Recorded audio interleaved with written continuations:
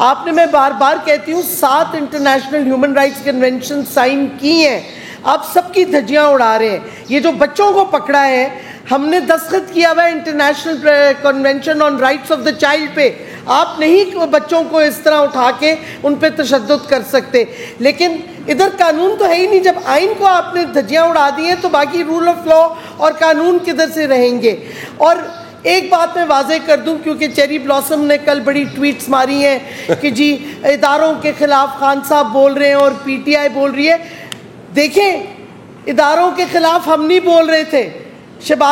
नवाज शरीफ, फजलुर रहमान, जरदारी, वो वीडियो सारी हैं, फिर से हमने पोस्ट किए हैं। लेकिन अगर आप एक शख्स जो गलत काम करता है किसी इदारे में, उसको आप अगर नेम करते हैं या उस पर तनकीद करते हैं, इसका ये मतलब नहीं कि इदारे पे तनकीद है, बल्कि इदारे को उसकी इन्वेस्टिगेशन करनी चाहिए। काली भेड़ों को निकालना चाहिए इदारों से, ताकि इदारे ना खराब हो, इदारों पे ना वो तोहमत लगे जो एक या दो शख्स लगाना चाह रहे हैं। इस वास्ते इदारों की तनकीद बिल्कुल नहीं कर रहे खान साहब। हाँ, शख्सियतों पे कर रहे हैं जिन्होंने तशद्दुद किया है, जिन्होंने कत्लाना हमला के प्लॉट्स बनाए। एक हुआ वजीराबाद में, एक ये जुडिशल कॉम्प्लेक्स में बना था। वो हक बनता है इमरान खान का कि उनका नाम लें जिन लोगों ने, वो समझते हैं, उनके खिलाफ कत्लाना स्कीम्स बनाई हैं और कोशिश भी की है। और अगर आप देखें, नवाज शरीफ वगैरह इनको भूल गया है। आसिफ जरदारी ने इदारे की को अटैक किया था जब उसने कहा था कि DGISI को हिंदुस्तान भेजो क्वेश्चनिंग के लिए। ये होता है इदारे पे तनकीद करना, इदारों पे तोहमत लगाना। ये जब जरदारी ने अमेरिका को कहा मेरी मदद करो मेरी फौज के खिलाफ, ये होता है इदारों पे तनकीद करना। तो ज़रा चेरी ब्लॉसम का काम कम करो, होश में आओ, देखो किसने इदारों पे तनकीद की है और कौन चाहता है कि इदारे साफ और शफाफ हो।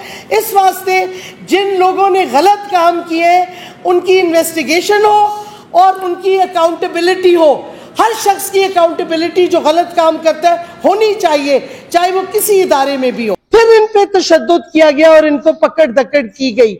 ये सारी चीजें गैर आईनी हो रही हैं। गुजरात में जो पुलिस ने हमला किया है कल रात को हमारे वर्कर्स के घरों पे, जो मौजूद नहीं थे तो उनकी फैमिली मेंबर्स जिसमें खवातीन और बच्चे थे, उनको खौफजदा करने के लिए घरों के अंदर घुसे हैं। तो I am calling on all international human rights organisations, खुदा के वास्ते, for heaven's sakes, we are members of the UN. Why are the UN human rights organizations being silent on the abuse of human rights in Pakistan when we are signatories to 7 human rights conventions, including ICCPR and the Convention Against Torture? ये हुकूमत deliberately खिलाफ वर्दी कर रही है पाकिस्तान की बैनुल अक़वामी commitments की। हम UN विमेन को स्पेशली अपील करते हैं कि वो जो खवातीन के साथ हुआ हफ्ते के दिन, उसका नोटिस लें।